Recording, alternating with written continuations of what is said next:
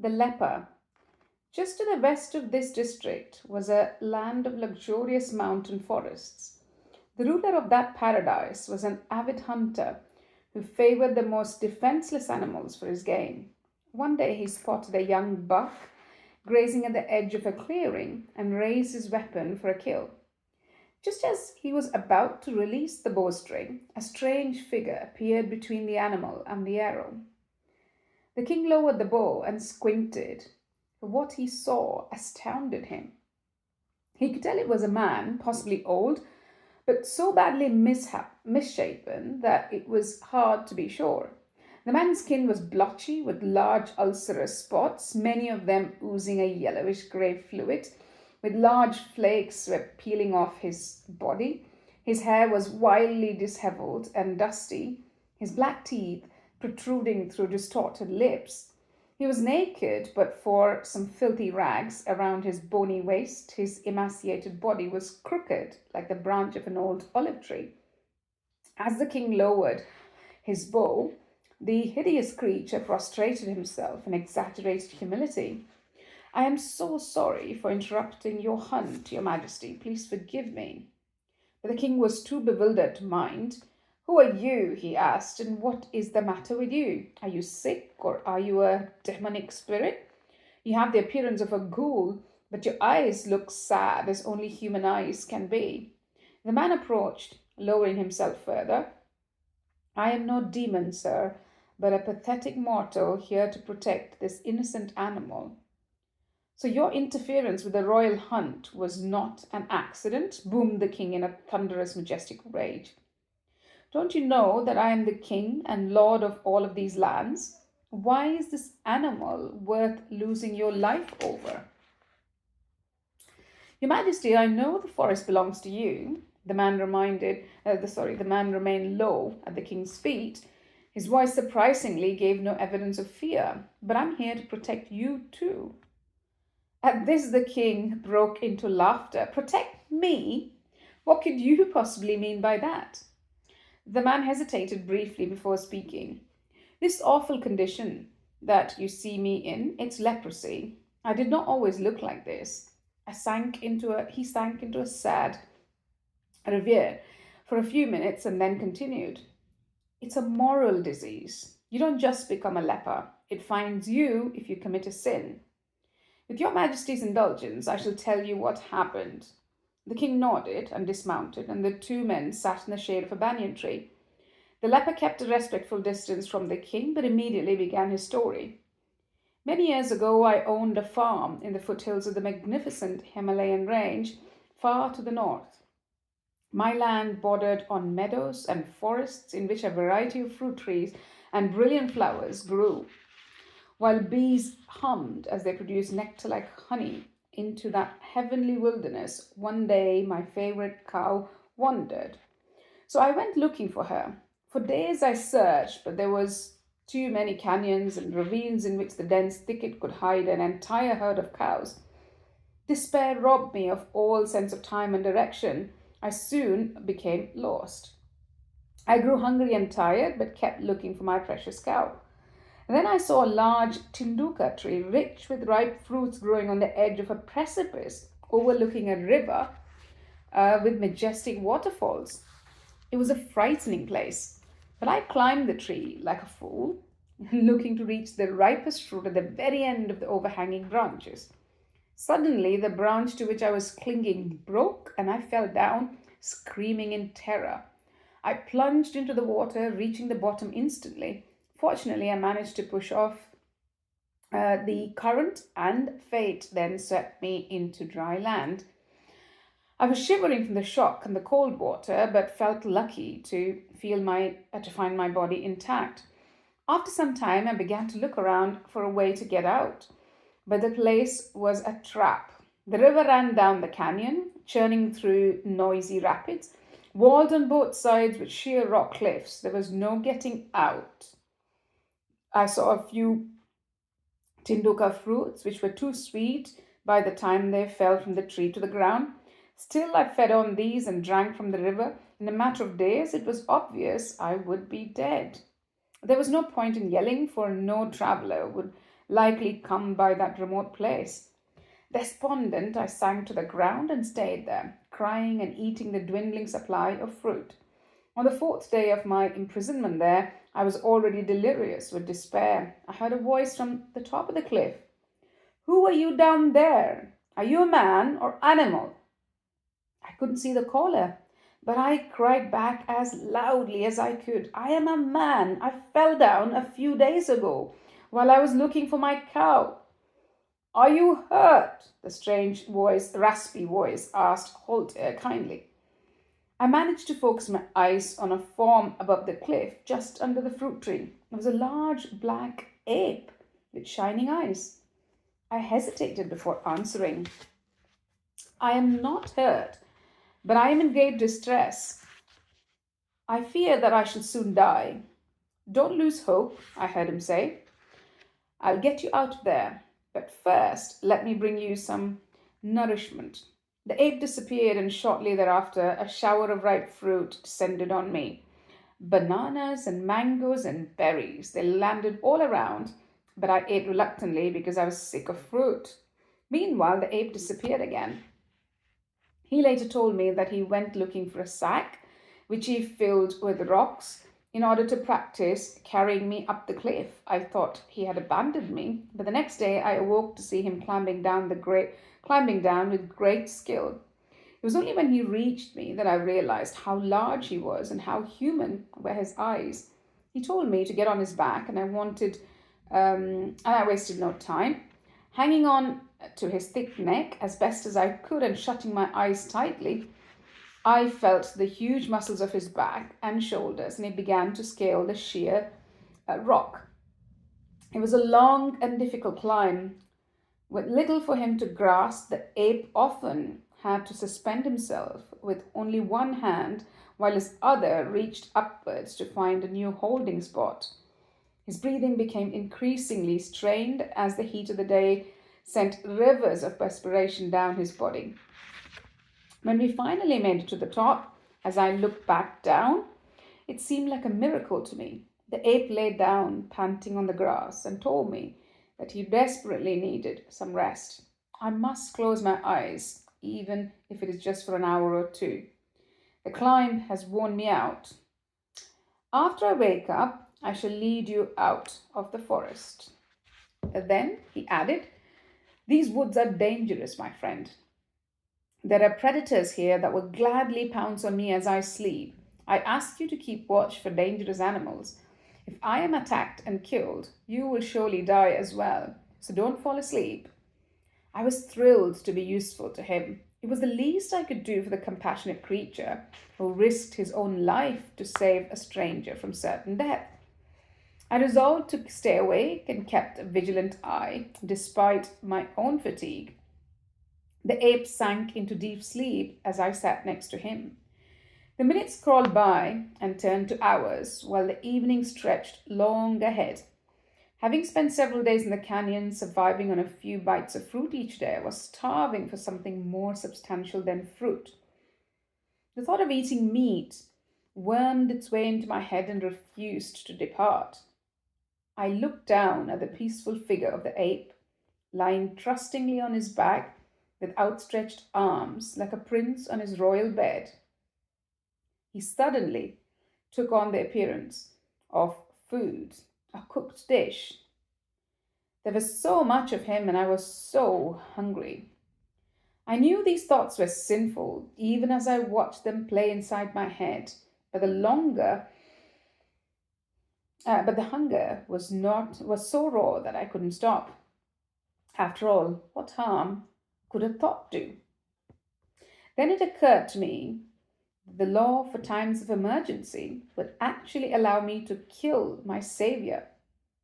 It was an old and revered law. A holy man once ate polluting dog meat, citing this law. Of course, that's complete nonsense. I know it now.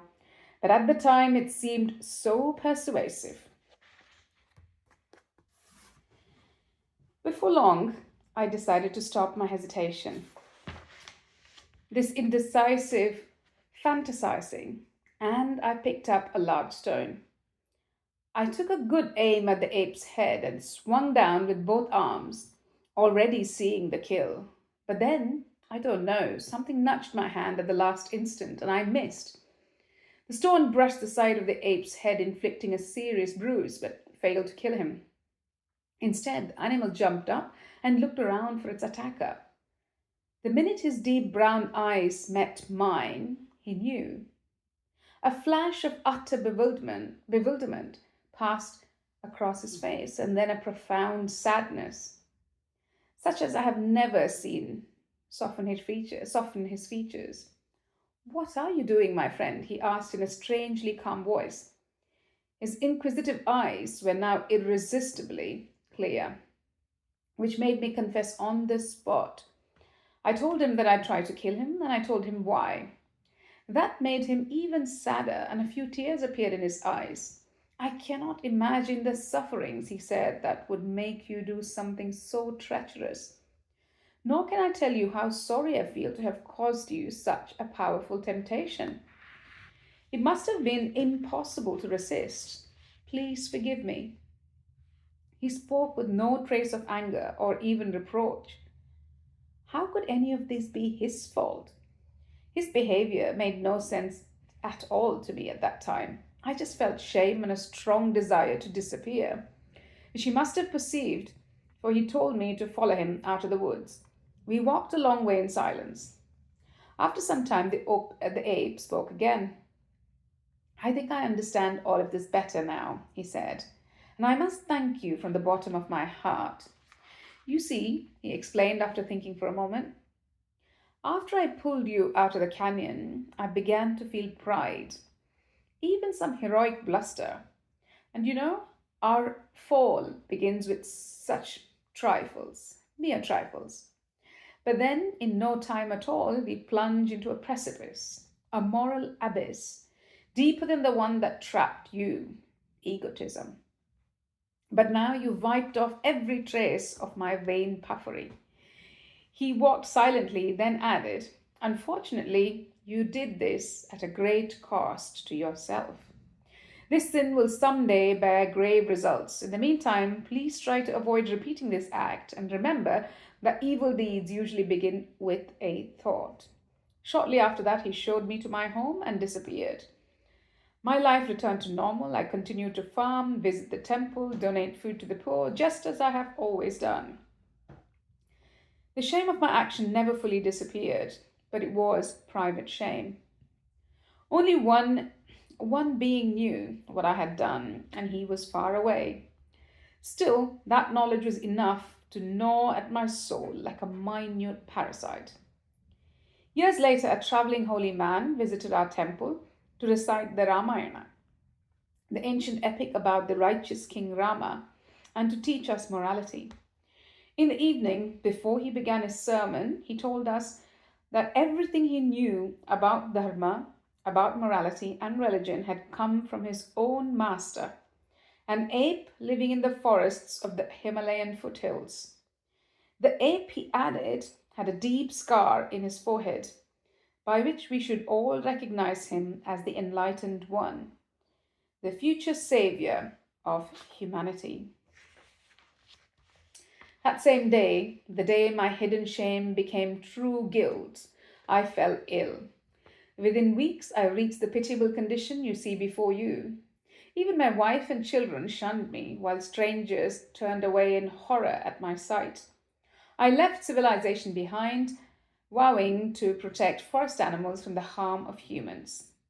If I may be presumptuous, Your Majesty, I urge you to avoid the sin of unnecessary killing. I do not expect my disease to be cured in this lifetime, but perhaps my future will not be so bleak. My fondest desire is to die for the sake of a helpless animal. The king thanked the leper, whom he called a holy man, and returned to his capital. From that day on, he forbade all hunting in his forests and laid down his own weapons. A cloud was covering the sun when the old man finished telling the story, but for some reason I felt hotter than before. My feet were fine, but I felt like sitting down to examine them. We were moving slowly and only made it to the last booth, which was flanked by small neem trees, and several fresh looking tacoma bushes. The old man, who had not looked at me once while narrating the story, now stopped and turned to me with intense curiosity. So, my young friend, do you think the king was right to regard him as a saintly man? I felt a bit silly being addressed like a pupil by a stranger in a knitted vest on a hot day. Besides, the old eccentric must have known I wanted to look at my feet. He had a bemused little glint in his eye. It was simplest just to answer. No, he was merely honest about doing something awful. I don't think that makes him a saint. And of course, a saint would never do something like that, something that bad. Uh, no decent person would do what he did. Sure, I know saints sometimes claim, maybe even boast, that they are the worst sinners of all. I don't think you can trust them on this. Even Saint Teresa, my mother's favorite saint, thought of herself as vile. Anyway, usually they whine about little things, a thought, a whiff of temptation. By their reckoning, everyone is a damned sinner. Their mother sinned just having them. Here it's evident this man did something treacherous, undeniably despicable. Well then, why does the storyteller, he poked his thumb into his chest and winked at me, bother saying that the king thought him a holy man? I've no idea, you tell me. I was looking around now, trying to find a place to sit or something to lean on. Would you mind if I sat on the floor of the booth? It looked too decrepit to be sacred. My feet didn't hurt, but there was some irritation there as though something had stung me. The old man noticed that I wasn't paying much attention and asked my permission to sit down on the step. Embarrassed, I nodded assent and sat down next to him. These empty booths, he gestured with a cane. In the old days, holy men would sit here in meditation or yoga.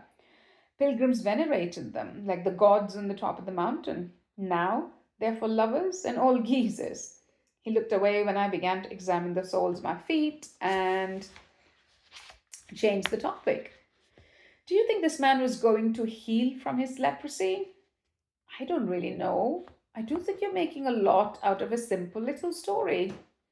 Oh, yes, of course I am. Yes, you're quite right. Please forgive me. For a few moments we sat in silence. There was no sign of a bite on my feet. They had just chaffed a bit. Then the old man continued. You know, we Indians have long since thought that there is a connection between who you are and how you feel. Even the venerable old Ayurveda tells us that the life of the mind and the health of the body are connected. Yes, I've heard this often. In Varanasi. Varanasi?